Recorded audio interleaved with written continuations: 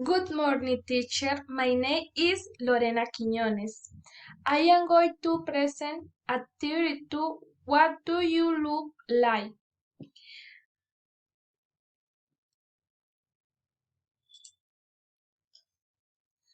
How I look? I am a 22-year-old adolescent. I had a million. High the shade of my face is oval. My nose is small. I had big dark eyes. I had a small mouth. I have long collected brown hair. I have earrings and a chain.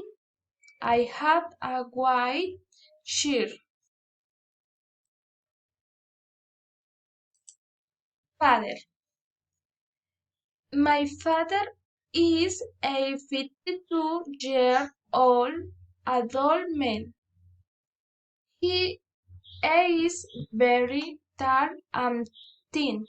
He has a round face with a small white nose. He has a small brown eyes. He has short black hair.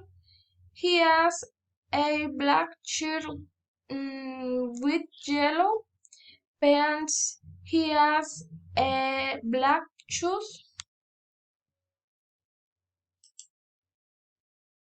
Thanks for your attention, teacher.